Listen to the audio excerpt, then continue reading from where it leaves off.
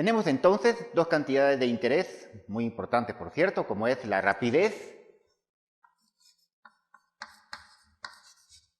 acá así, y la aceleración.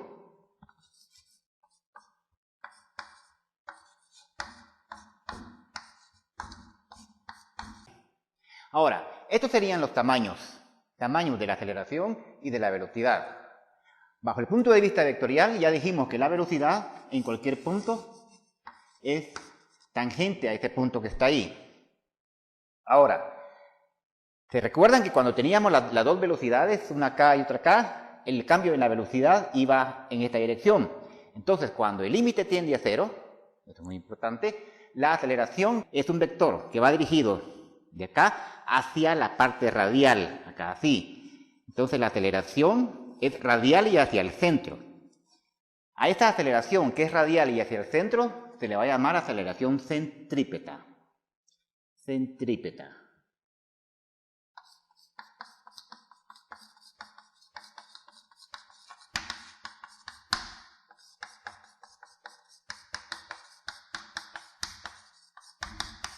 O sea, es una aceleración debido al movimiento circular que va dirigida radial y hacia el centro.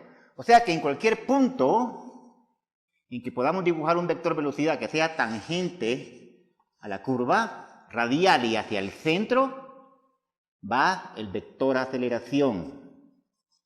Acá así, cualquier punto donde tengamos la velocidad tangente a la trayectoria, la aceleración es radial y hacia el centro, se le llama aceleración centrípeta. En cualquier punto, ¿verdad? Acá, por ejemplo, si la partícula anda por aquí, su velocidad viene así, y su aceleración viene acá así. Aceleración centrípeta y su velocidad.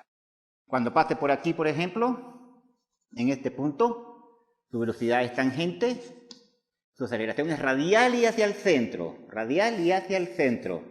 Aceleración centrípeta. Es ahí claramente la manera de visualizar los vectores velocidad y aceleración centrípeta.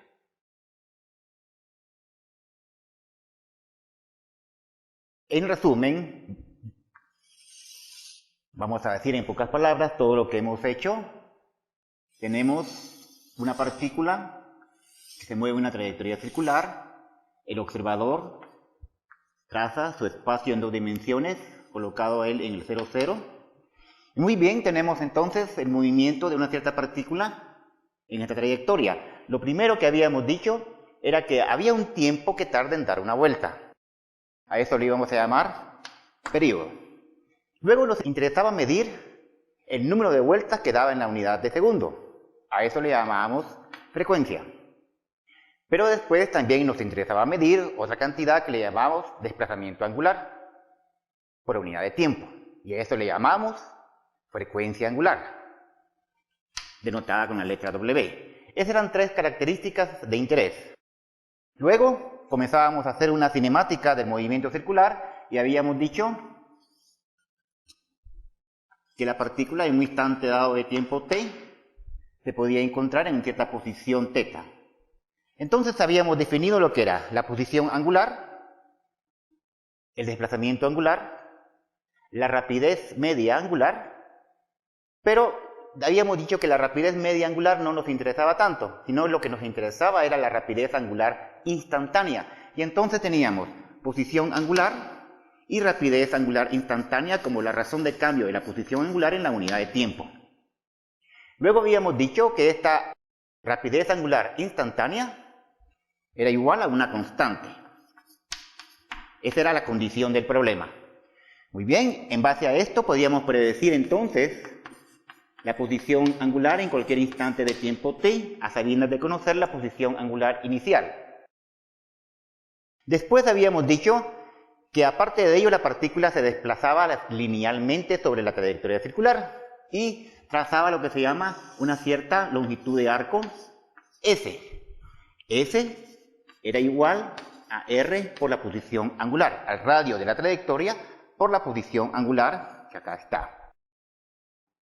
Después hacíamos un cambio, una razón de cambio de la distancia recorrida en la longitud de arco. Esta razón de cambio en el tiempo, que le llamamos la rapidez, y esto era igual a r por la razón de cambio de la posición angular en el tiempo, y a esto le llamamos la rapidez angular instantánea. Y entonces obteníamos la velocidad. Aunque la velocidad tenía un tamaño constante, ya que la condición del problema es que la rapidez angular era constante y el radio es constante, entonces el tamaño de la velocidad era constante, y dijimos que bajo el punto de vista geométrico, la primera derivada era una recta que era tangente a la curva, y esto es entonces la velocidad. Ahora, el tamaño de la velocidad es el mismo. Luego habíamos dicho, como la velocidad estaba cambiando, el vector velocidad acaba para acá, entonces eso implicaba una aceleración, y nos propusimos a calcular esa aceleración.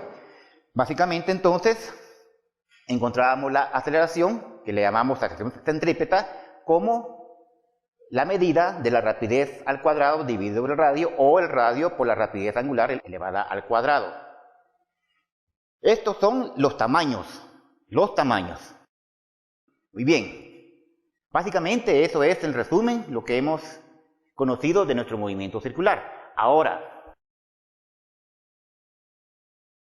si te preguntaran, en un punto dado de la trayectoria, ¿cuál es el vector velocidad, el cual sabemos que es tangente a la curva?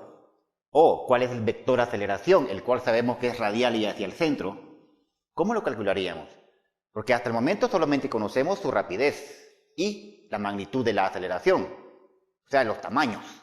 Pero si le queremos dar un carácter vectorial, vamos a ver. Consideremos, por ejemplo, la partícula situada en este punto dado.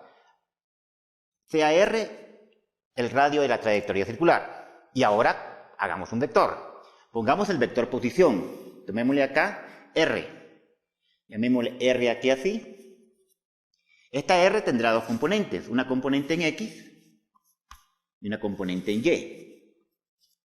Obviamente, habrá una posición angular a la cual ese vector se encuentra, que es una teta, una posición teta dada ahí, donde teta ya sabemos que es igual a teta sub 0 más la rapidez angular por el tiempo. Vamos a hacer que esto esté girando en este sentido. Ok. Entonces podemos decir lo siguiente. Por ejemplo, R es igual x en y más y en j. Tiene una componente en x acá, en y, y una componente en y en j. R viene siendo igual. La componente en x sería la hipotenusa por el coseno del ángulo. La hipotenusa es el radio de la trayectoria. En y más r, o sea, el cateto opuesto sería, opuesto al ángulo es un seno, r por el seno del ángulo, dirección j. Unidades metros. Como te puedes dar cuenta, ahí tienes ya un carácter vectorial. A sabiendas de conocer en un tiempo dado y la rapidez angular, por ejemplo, puedes calcular la posición angular. Con la posición angular puedes calcular inmediatamente la posición de la partícula en cualquier instante de tiempo. ¿Dónde está la posición r en un cierto instante de tiempo t? Ahora la velocidad. Obviamente, acá, la razón de cambio de la posición en el tiempo no es más que la velocidad de la partícula. O sea, aquí vamos a sacar su derivada. Si observas, θ depende del tiempo. Por lo tanto, voy a poner acá que esta velocidad sería r menos el seno de θ por la derivada de θ con respecto del tiempo en dirección y, más r por el coseno de θ por la derivada de θ con respecto del tiempo en dirección j, unidades metros por unidad de segundo. Esta velocidad es igual. Vamos a ver, ¿qué significa la razón de cambio de la posición en el tiempo? Es la rapidez angular instantánea. Entonces, esta rapidez angular la podemos sacar de ahí. Simplemente nos va a quedar r por w por menos el seno de θ en i más el coseno de θ en j, unidades metros por unidad de segundo. ¿Se recuerdan que todo vector se puede escribir como un tamaño del vector y un vector unitario en su dirección? Aquí lo tienen entonces, el tamaño del vector, que es la rapidez, que habíamos dicho que era RW, o sea, el radio por la rapidez angular, y acá tenemos un vector unitario en esa dirección. Si te das cuenta, la velocidad, fíjate bien, tiene acá una componente negativa en Y. Acá, por eso es que estoy dibujando la flechita en este sentido, y una componente positiva en Y.